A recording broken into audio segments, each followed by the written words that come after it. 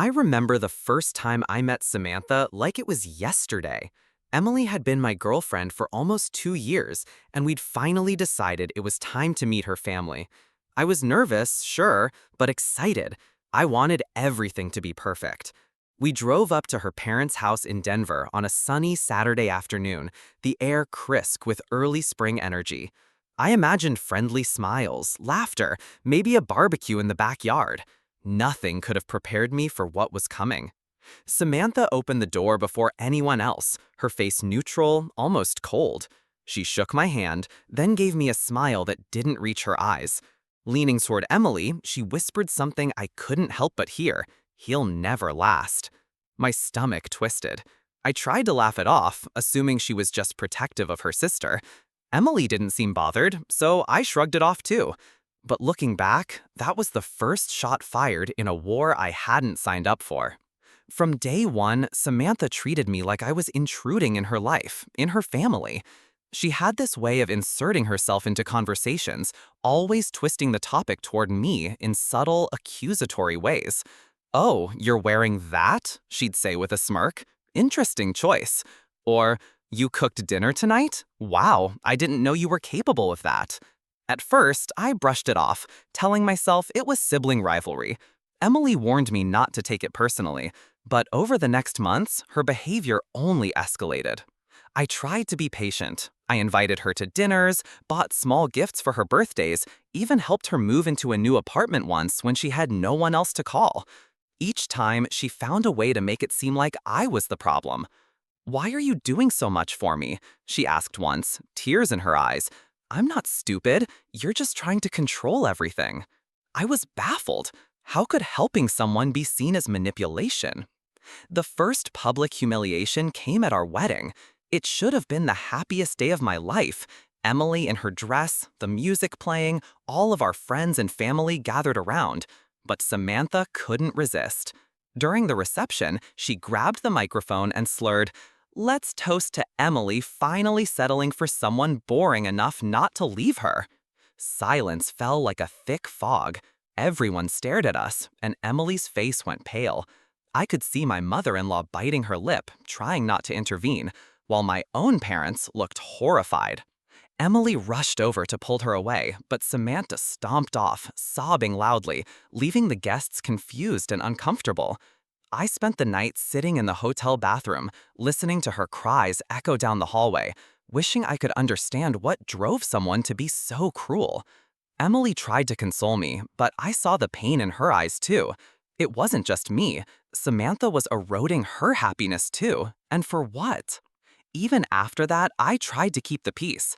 I reminded myself that Emily loved her sister and that blood ties were complicated. I told myself that time would soften her. But Samantha's manipulations only grew sharper. At my 30th birthday party, she arrived an hour late, clearly drunk, and announced to the entire room, "I didn't bring a gift, because why bother? He won't be around much longer anyway." Laughter rippled uncomfortably around the room, nervous laughter, and I felt every eye burn into me. By then, I realized that Samantha didn't just want attention, she wanted control, and I was the enemy in her game. I tried to talk to Emily about setting boundaries, but she always hesitated. "She's my sister, you can't just abandon her," Emily would say. And I understood that, but sometimes love for someone else comes at a cost you don't fully see until you're in the middle of the storm. As I lay awake that night, replaying every insult, every eye roll, every calculated whisper, I wondered how someone could be so determined to make a family suffer. Little did I know, this was just the beginning. Samantha's tactics would escalate, the battles would become public, and the war she started in that first subtle whisper would threaten everything I had built with Emily and the life we wanted together. After my birthday, I realized that Samantha wasn't just a nuisance, she was actively trying to sabotage our lives. Every family event became a minefield. Emily and I tried to host casual dinners at our apartment, thinking maybe in a smaller, controlled environment, things would be calmer. But Samantha had other ideas. She would arrive uninvited, sometimes bringing friends I'd never met, and then proceed to criticize every little thing I did. "You didn't make enough food. The living room looks cheap." Emily, are you sure about this? It didn't matter how gracious I tried to be. She always had an angle, and she knew exactly how to make everyone uncomfortable. The first truly shocking incident happened during Emily's family Christmas party. The living room was glowing with twinkling lights, the smell of cinnamon and pine filling the air, and our friends and relatives were laughing and exchanging gifts. I had just finished handing Emily a small wrapped box, a necklace she had admired, and I felt a rare sense of peace. For a brief moment, I thought maybe we could enjoy this holiday. Then Samantha arrived. She burst through the door, arms flailing, and declared, "I can't believe I have to celebrate in a house full of liars and phonies. I didn't bring a gift because clearly it wouldn't matter." Heads turned, conversation stopped. People who had known her for years just stared, unsure how to react. I felt my chest tighten. My hands were shaking, and I wanted to scream, to shove her out, but Emily placed her hand on mine, giving me a silent reminder to stay calm. But calm didn't last. Samantha picked up one of Emily's gifts and tore it open in front of everyone, revealing a small handcrafted ornament I had spent weeks making. "Oh, how cute," she sneered. "This is just your way of making everyone think you care. Pathetic." Laughter and murmurs rippled through the room. My father-in-law shot her a warning glance, but she ignored it completely. Emily sank into a chair, burying her face in her hands. I wanted to grab Samantha and throw her out, but I knew that if I reacted, I would look like the villain. So I swallowed my rage, held Emily close, and whispered, "We'll get through this." Over the next few months, Samantha's behavior escalated further. She began showing up uninvited at our apartment, leaving passive-aggressive notes on our door, and even spreading rumors to extended family members. "He doesn't respect Emily," one note read. "She deserves someone better." Each time I tried to confront her, she twisted it, making herself the victim. "You're just trying to alienate me," she would say, her voice trembling but her eyes cold. The tipping point came during the announcement of our first child. Emily and I wanted it to be intimate, a small brunch with close family. I was nervous, but hopeful. Maybe now, with the baby on the way, Samantha would realize the stakes and finally act like a grown-up. I was wrong. At brunch, she arrived late, carrying a large gift bag, and immediately started whispering to anyone who would listen. "I'm worried this baby will grow up in a toxic household. I hope Emily knows what she's doing." My mother-in-law frowned, but Samantha pressed on. "And, he's not exactly a model husband. Some people just aren't ready to be parents." She set the gift bag down in front of Emily, who cautiously opened it. Inside was a framed photo of a random man, an old friend Emily had long since stopped talking to, with a note that read, "You could have done better." I felt a surge of anger so strong I had to grip the edge of the table to keep from standing up and yelling. Emily's face turned pale, tears welling up in her eyes. Guests were frozen, unsure how to react. I wanted to explain, to defend us, but Samantha continued, turning to the room and saying, "Don't worry, I just want to protect my sister from him. From him." It wasn't just embarrassment anymore, it was fear. I realized that Samantha's obsession wasn't about attention, it was about control. She wanted to dictate every aspect of Emily's life, to undermine me at every turn, and to position herself as the only voice that mattered. Emily tried to calm her, to reason with her, but Samantha didn't want reason. She wanted chaos. That night, Emily and I sat in our living room, exhausted and shaking. "I don't know how to deal with her," Emily whispered. I held her, feeling a mixture of fury and helplessness. "We'll have to find a way," I said. "We can't let her control our lives, not anymore." Little did I know, Samantha's actions were about to escalate in ways I could never have anticipated. Public confrontations, manipulative schemes, and a plan that would force our entire family to finally confront the truth about who she really was. By the time our daughter Lily was approaching her second birthday, I felt like I was walking on a tightrope every time Samantha was around. Even simple gatherings became exercises in patience and sometimes survival. Emily and I had tried everything: private conversations, invitations to lunch, attempts to involve her in planning family events, but nothing worked. She was relentless. She thrived on control, on the tension she created, and I could see how everyone around her started to feel it, even if they pretended not to. The breaking point came at Lily's birthday party. We rented a small hall near our apartment, filled it with balloons, banners, and a cake shaped like a castle. It was supposed to be magical for our little girl, surrounded by close family and friends. For a fleeting moment, I felt hope.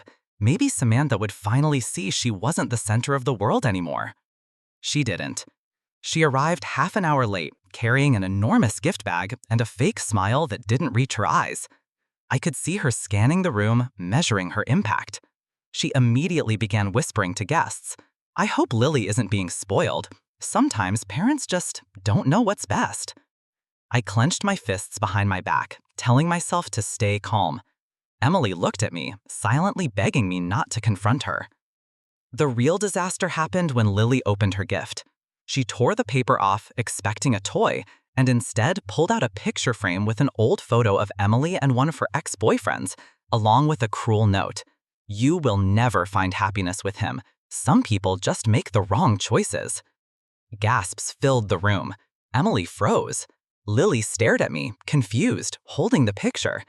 I wanted to snatch it from her hands, to rip it to pieces, but I knew any reaction from me would only fuel Samantha further. Samantha didn't stop there. She turned to the gathered guests and raised her voice. "See, I'm the only one who really cares about Emily. He doesn't respect her, and one day she'll regret choosing him." I felt my face flush with anger. My friends were whispering to each other, some uncomfortable, some shocked.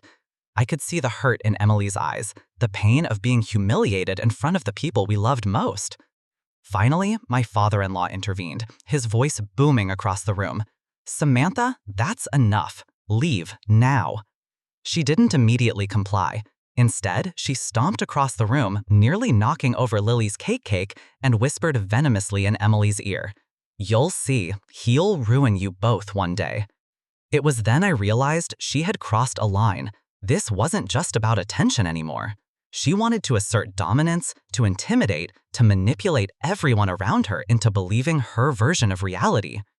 That night, after everyone had left, Emily and I sat on the floor of the empty hall, surrounded by toppled decorations.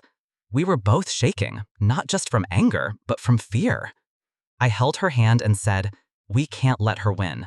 We need to protect Lily and ourselves. We have to draw the line." Over the next months, we started enforcing boundaries. Samantha tried to push back, showing up unannounced, leaving passive-aggressive notes, and attempting to charm my friends into questioning my character. But this time, things were different. Slowly, imperceptibly at first, the family began to see the pattern. Her lies and manipulations were exposed. Emily's parents stopped making excuses for her. Even her closest friends began to pull away. For the first time, Samantha's power began to wane, not through punishment, not through jail or threats, but through reality. She couldn't control how people saw her anymore. Every time she tried to turn someone against us, it backfired. Guests laughed at her obvious schemes. Family members gently but firmly refused to engage. She was left isolated, powerless, and increasingly desperate. It was both terrifying and relieving. We were no longer living in a state of constant uncertainty, wondering when Samantha would strike next. At the same time, I knew this was far from over. Her obsession wasn't gone, only her ability to manipulate had weakened. And I realized the most important battle wasn't legal or physical, it was psychological.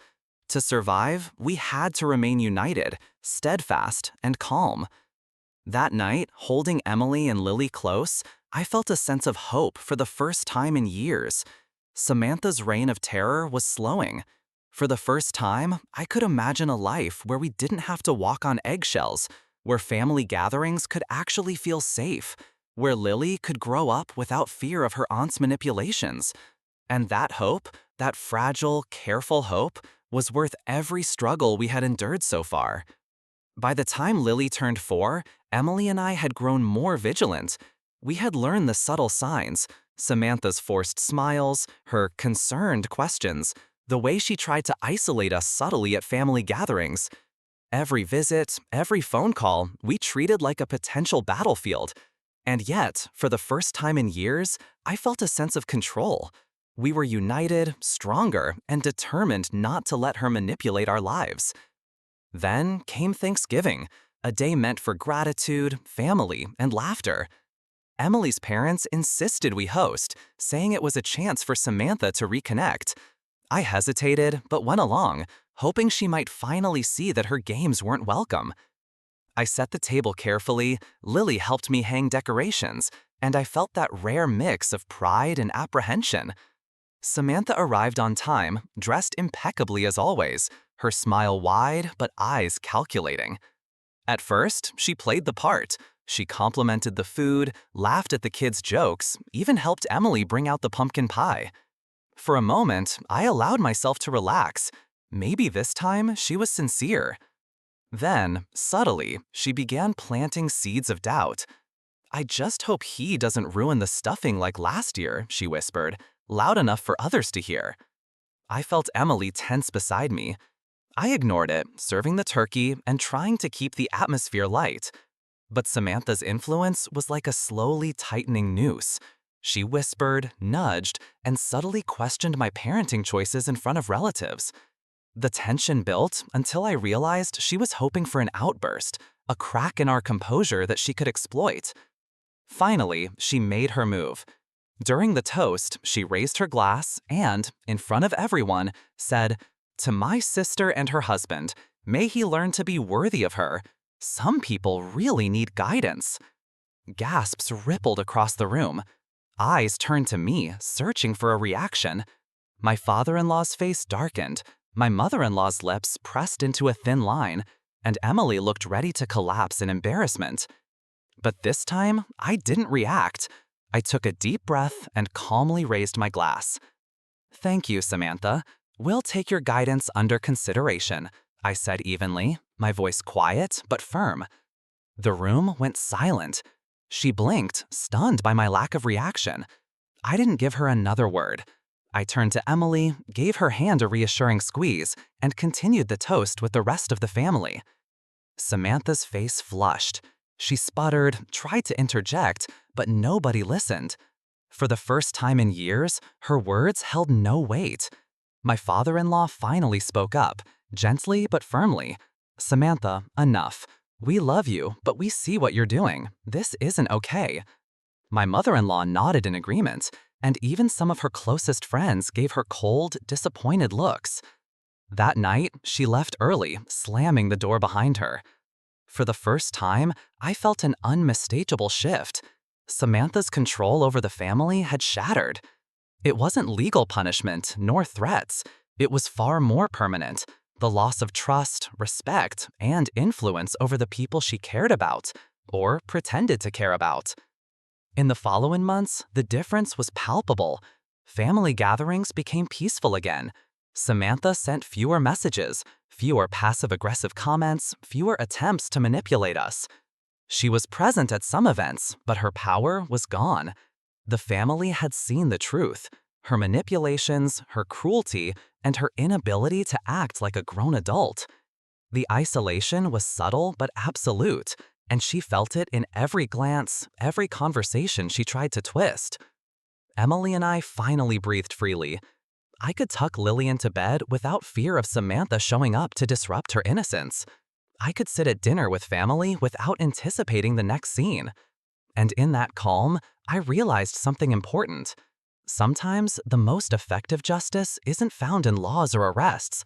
It's found in truth, exposure, and the collective refusal to enable cruelty. Samantha had lost her audience, her power was gone. And for the first time in 7 long years, Emily, Lily, and I could finally feel at peace.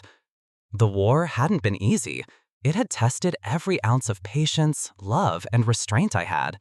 But in the end, unity, calm, and perseverance had won.